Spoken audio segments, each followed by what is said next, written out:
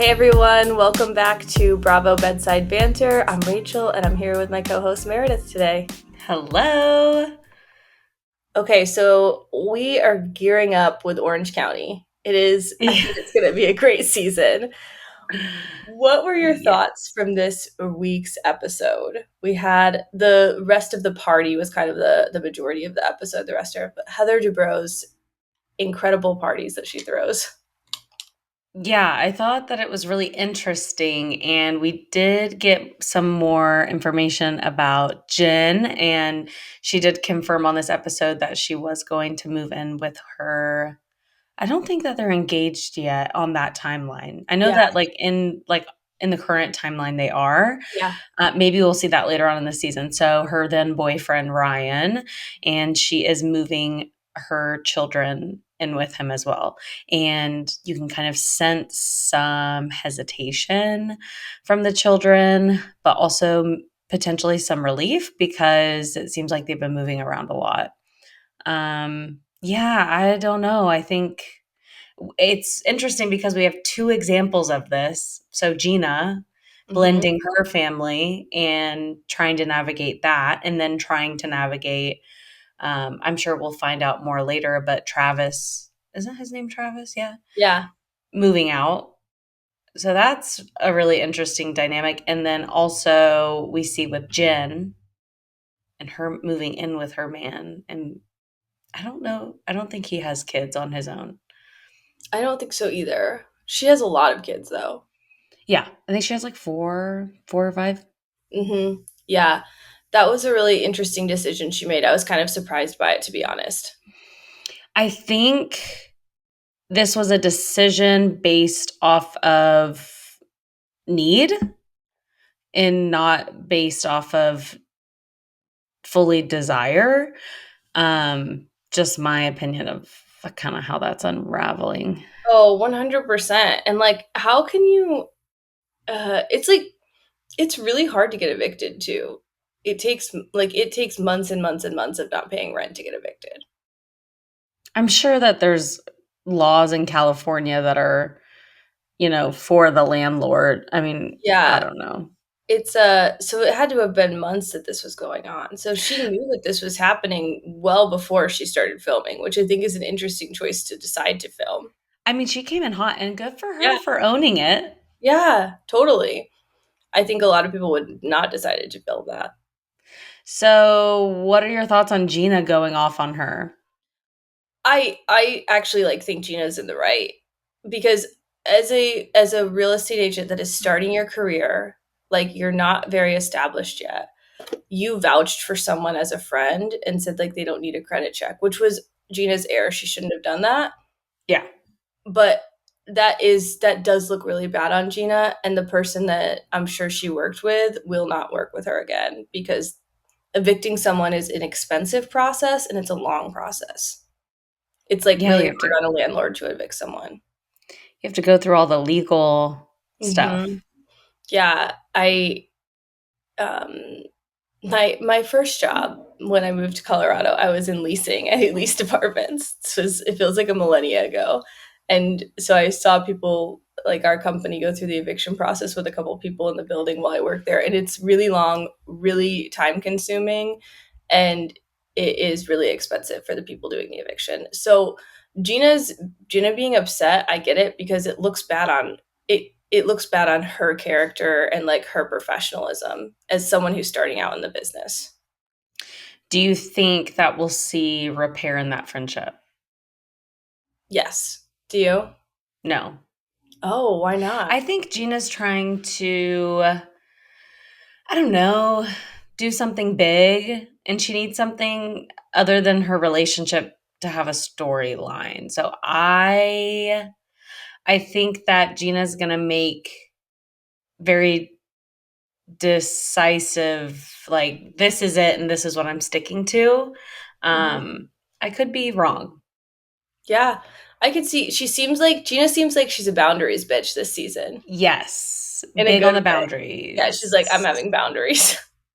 which I love. And also, unfortunately, you have to learn that from trial and error and people not respecting that. So Also, the line from her confessional where they were having the conversation, Gina's like, "You have your hair done, you have your nails done, but you can't pay your mortgage." And then it flipped to her confessional, and she was like, "I'm not going to be broke and ugly." And I was I like, know.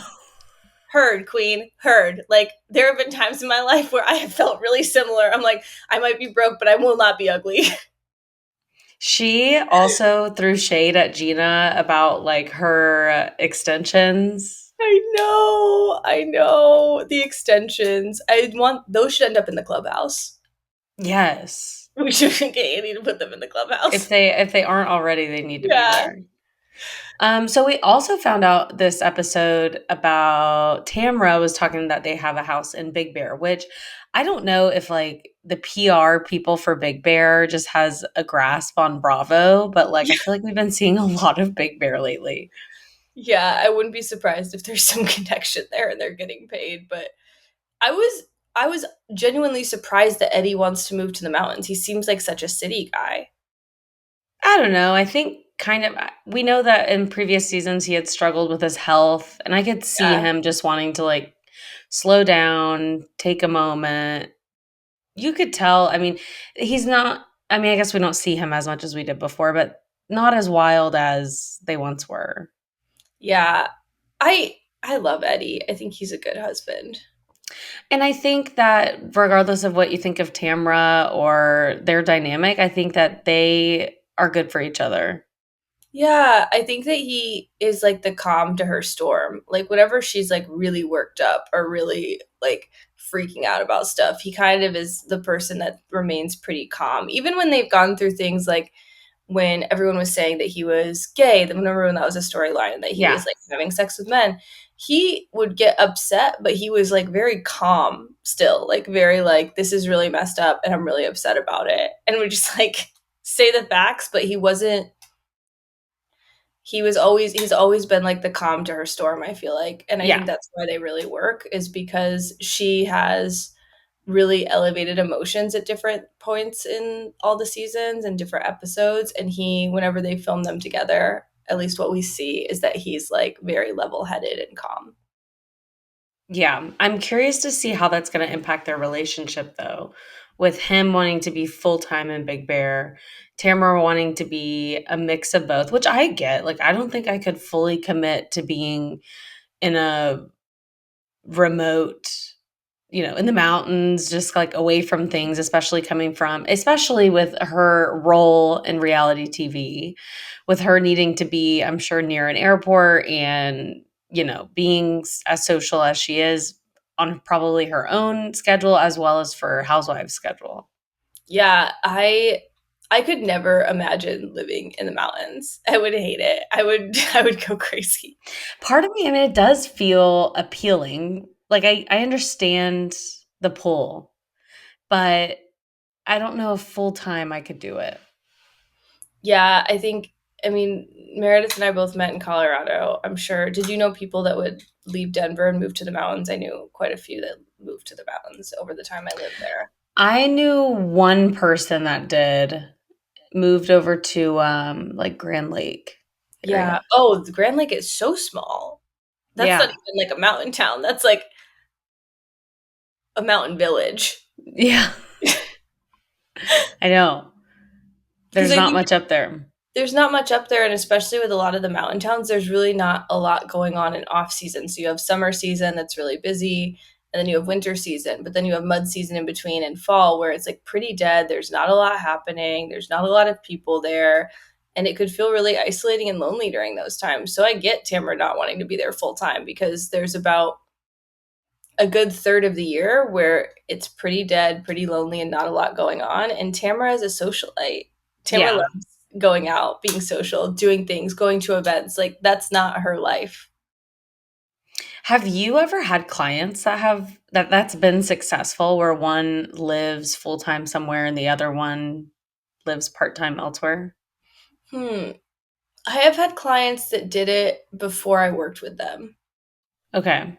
Yeah, and they made it into my office years later. So they were successful in doing it. But the two clients that I'm thinking of, two different couples, they both had to do it because of work. It wasn't like I just want to live in this place Ah. and I'm going to do it. It was like one of them had a job that transferred them temporarily to another state. And then Okay. another client, it was, I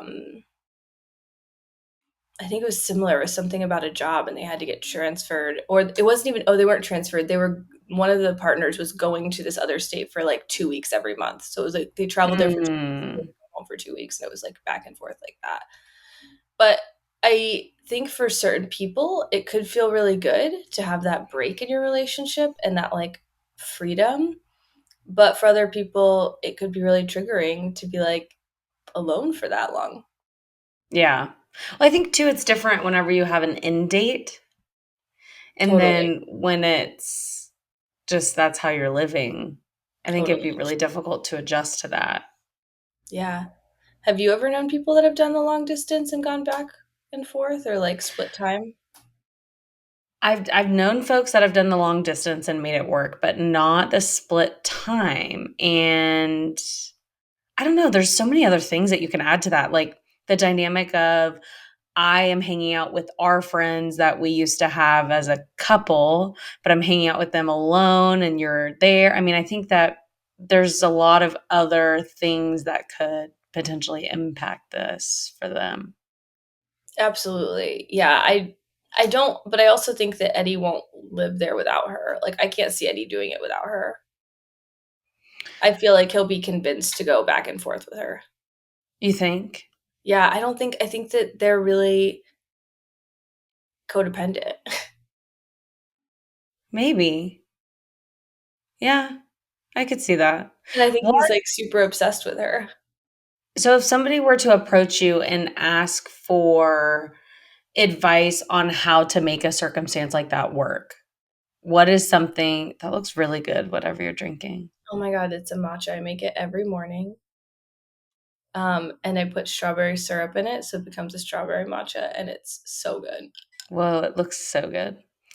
What so if somebody were to come to you and, explain that they wanted to have this circumstance and they asked you for advice, what's something that you would share with them?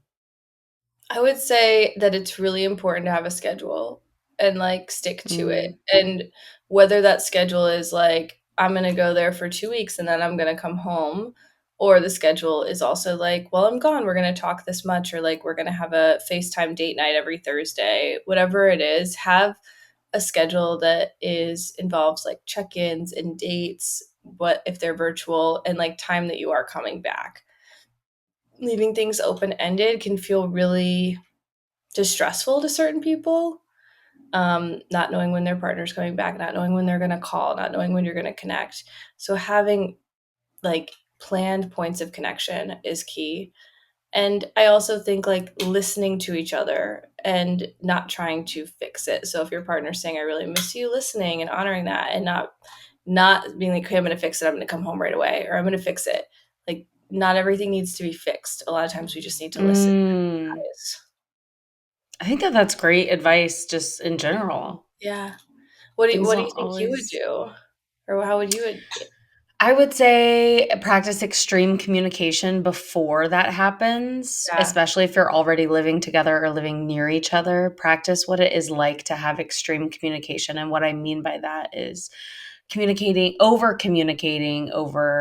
just everything and getting in a habit of not for the sake of I don't trust you, but just I want to keep you informed of what I'm doing. And also, I want to communicate my needs to you while we are here and can have repair if there's any kind of, um, you know, separation or any kind of a disagreement or anything like that that's happening. Might as well try that out and practice what it's like to have come back together, have repair, and then also practice that extreme communication piece in the meantime. Not everybody is fortunate enough. Yeah, you have to have really high level communication in order to make it work. Yeah. Yeah. So I don't know, but that'd be hard. So best of luck to Tamara and Eddie. Hope that that works out for them. I think they'll be fine. I think that they've made it through so much, like, they'll be fine. Yeah. And then also this season, we see a lot. Oh my God. So something that kind of stuck out to me. Yeah, So whenever Jen was talking about her man, yeah, is his name Ryan? Yes. I think so. Jen and Ryan, which I'm having flashbacks because it sounds very, very oddly similar to Dr. Jen from Oh, previous seasons. And yes, her man was also, no, was Ryan. yes, yes. Do you Wasn't he the remember? one that was like always shirtless? Yes, and didn't have a job, just kinda did whatever, and then Jen this season is like, he's just kind of walks around with his shirt, I mean, with his shirt off and doesn't really work. Yeah. What is with these men? What is in the water in the OC? That these men are just like, I'm just gonna walk around shirtless and not work. Are you trying to poach your wife's job from being in the background of Housewives shirtless? Because it's not working. Go get a job. Or something, and I think it's very interesting too that she mentioned that. I think that they're setting up her storyline for later in the season when we hear about this scandal, because I was trying to read about it Yeah, what was before his we hopped scandal? on, and he was involved in a, like, gambling an illegal gambling situation. Oh my god. Millions of dollars. Millions.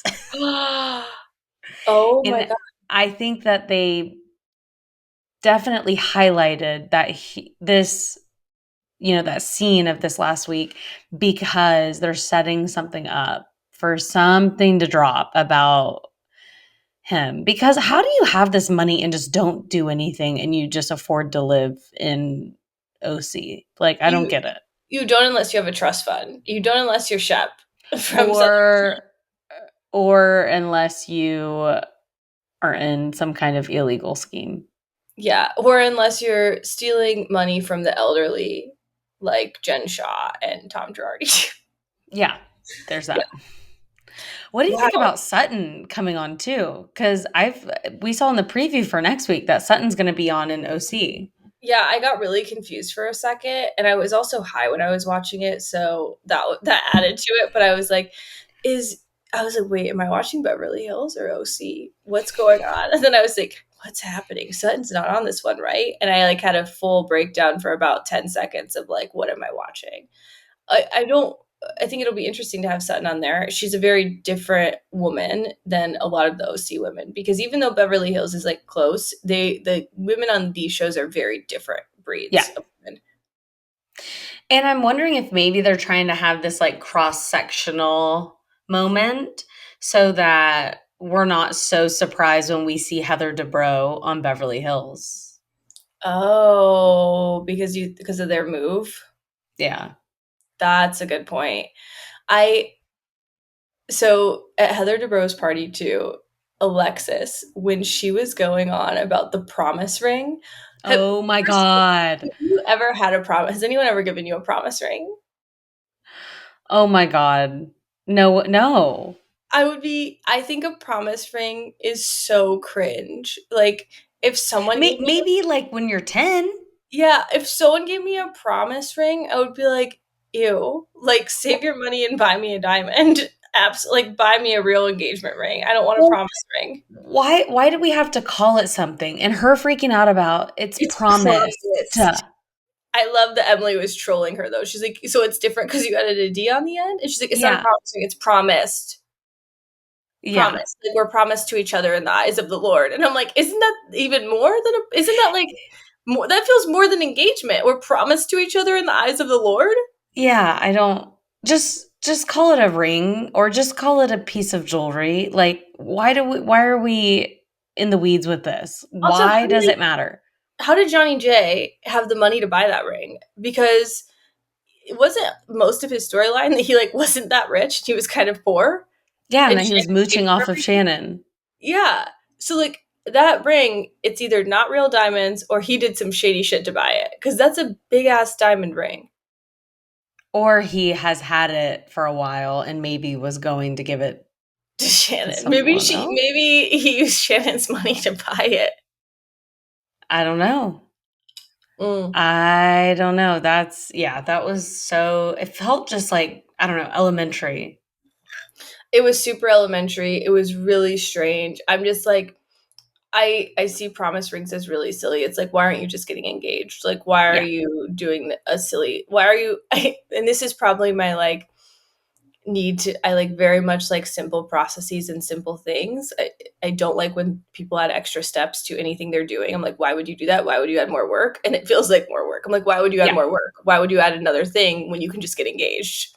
Yeah. Or just decide that you're going to be partners and not be so focused on marriage, especially Yeah, if they're both beyond the point of having children. yeah, yeah. The promise ring was so strange to me. Because she made it very clear it's not like they're waiting until they're married to have sex. No, and I'm like, how does Jesus feel about that? There you go. She did kind of allude, though, that she's in her freedom era. I'm like, come on, girl, let freedom ring. How she's not going to let a man or anybody decide things for her. And then Yeah, they, went back to an old clip of her ex when he was terrible. yeah, he was the worst. Okay, so similar vibe. I Yeah. am actually coming around on Dubai.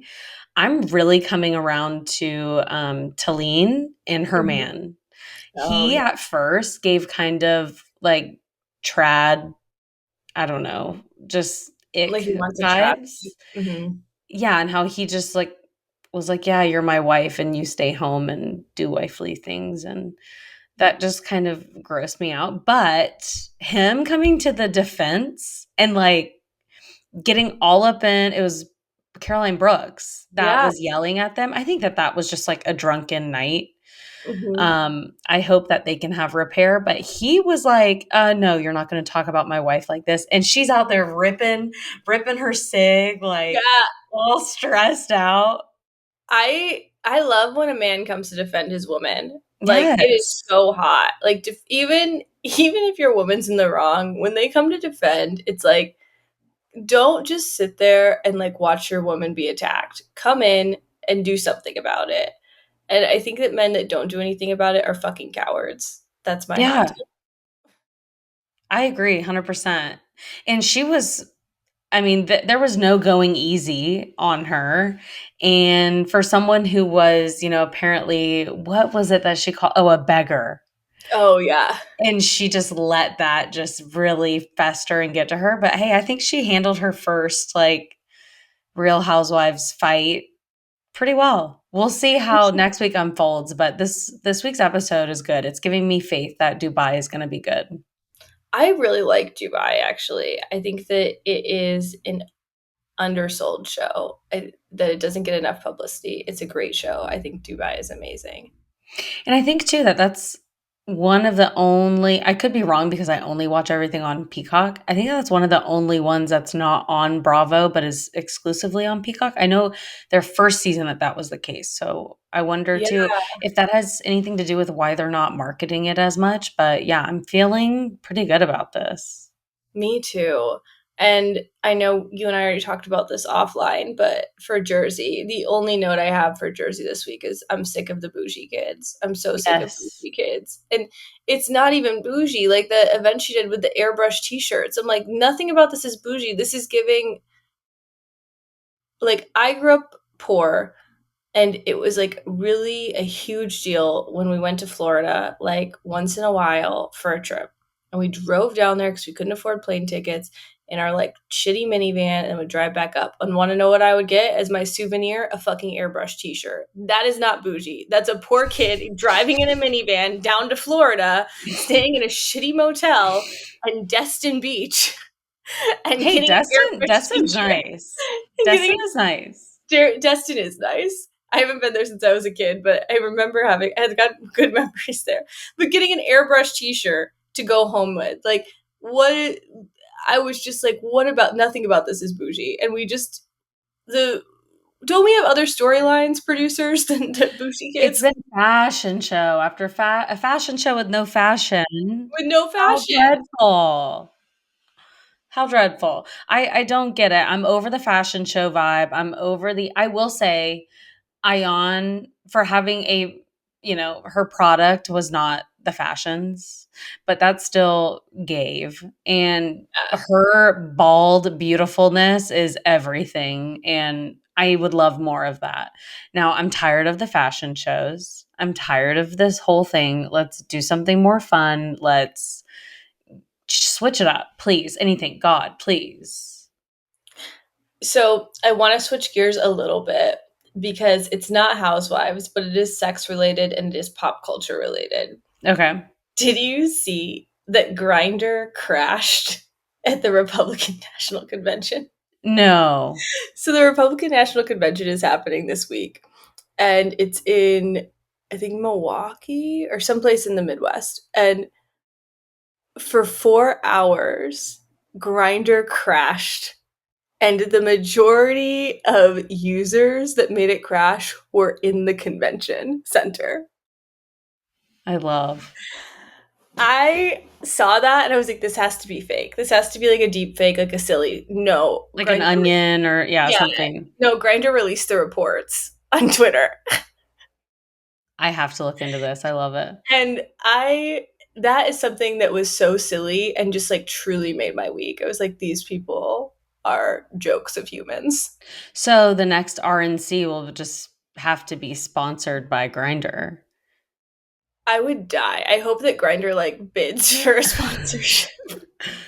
I mean, hey, if the price is right, I couldn't see them saying no. Exactly. Yeah. It's like the Republicans just like wait. Do they just like wait every 4 years until they go to the RNC and then they just like are just like cock everywhere? Can't wait to get cock. Like they're just like at buffets, like can't wait to get some cock. From a public health standpoint, this is good insight so that we can, really market our sexual health and wellness services To the and RNC. our, yeah. Maybe it also needs to be sponsored by some kind of like STI prevention company, Yeah, like Trojan condom. Gilead, and Yeah.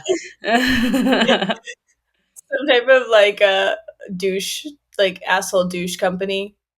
Yeah, Yeah. hey, there's your idea, free marketing idea right there. Yeah, if you're listening to this, you're welcome. We gave you a free idea. Yeah, no kidding. That's amazing. I have not seen that. I'm not on Yep. Twitter though. I feel like I get the important things through Sam because he's on Twitter, and Yeah. then everything else, I'll just get it filtered through people like you. Well, I love that. And I saw it because someone posted a Twitter or a tweet, not a Twitter, a tweet to Instagram. So, and then I Mm, started looking at it because I also am not on Twitter or on Threads. There's just too much social media to keep up with and yeah, I can't do it all. yeah. I don't see the benefit to Threads yet, but who knows? Maybe Yeah, and if you're listening to this, make sure you're following us on Instagram and TikTok because TikTok. we have two accounts and those are the only ones. We're not going to make a Twitter and we're not going to make a Threads account. So come follow us over there because we're posting some really good clips and also some really funny memes. Yeah, yeah. Rachel, you've been on the meme game lately. Kudos to you for that. I You're don't know. skilled. I don't know what's been going on. I've just been getting silly, getting a silly little drink, sitting down on my computer, making silly little memes. I love it. Sometimes that's when it hits. I went and got martinis with my mom last night, and I was like, dang, I really felt inspired. It's like the creativity hits you. It really does. Just give me one dirty martini and a basket of truffle Or fries. three. Yeah, or Oh, three. truffle fries. My So, gosh. so good. That's the only thing I want to eat. Like, if I could just have one meal for the rest of my life, would be martinis or champagne and truffle fries. That place that we went to in Denver, Oh my God. There's this that place. was the spot. It was the spot. It was called French 75. And they had it for happy hour. It was $2 champagne. They didn't charge you though for like any of it. They would notice that your glass is like half full and they just like fill it up. And then you'd get your bill and it'd be like $4, but you drank like 3 bottles. You'd walk out stumbling. And And there I think was that this place is still open. Like we don't have to talk about her and as she has died. She's still no, open. I think she's still open. If you're in Denver, go there for happy hour. It is the best happy hour in the city. And I think Yeah. there's a basket of truffle fries for $4, and I think refills on it are like $2 or something. It's like, Yeah. and they load you up with champagne and truffle fries. It is amazing. We've spent many hours there just catching up and And laughing stumbling and out. yeah. Parking's a bitch. Parking's the only bad thing about that The spot, but amount of times I worth it. would go there when I was dating my ex and be like, I'm just gonna get a drink. I'll be back in an hour. And then I wouldn't come home for like 3 or 4 hours, and I'd have to call and be like, I need you to come pick me up. I can't walk home. Truffle fries and champagne. Wow, it's been a minute. I Gotta know. do gotta find a new spot in Atlanta for that. I know. On our next or one of our episodes, we should eat truffle fries together and drink champagne. Yes, it'll be like we're hanging out. Exactly. Well, do you have any hot takes for this week? Ayan is so beautiful, bald, and Oh, I love her storyline. I don't know if that's a hot take, but I was just like really happy watching her storyline. And like, I know that a lot of people try to silence her about her FGM journey and what happened. And I'm just glad that she's rising above that and still talking about it.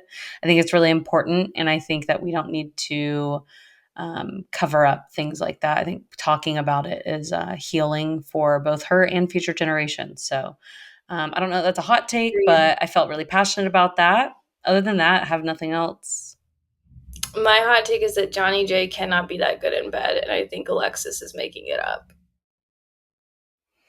Yeah, allegedly, I don't know. Allegedly. He, I just look at him and he doesn't look like you know how you see someone and you're like, that person's not good at sex. You can just like tell. That's yeah. what he gives that vibe of, like, that person's not good at sex. I He gives mean, the vibe of a guy who's like, I love eating pussy.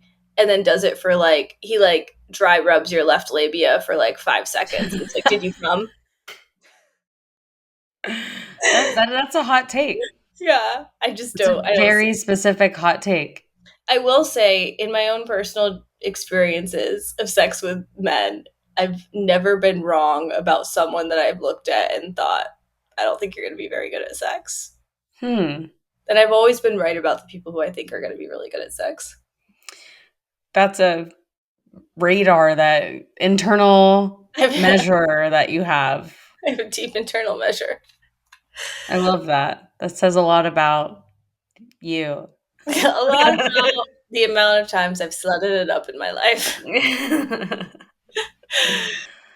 Awesome. Yeah, I mean, that's all I have for this week. I know it's a short one, but short and sweet. Yeah, If you have anything for us, you can find us on Bravo Bedside Banter. We're on TikTok, Instagram, YouTube, and also Bravo Bedside Banter at Gmail. If you have any questions, feel or free to any reach out. topics you want us to talk about, send them over. But thanks, guys. Have a good week. Thanks.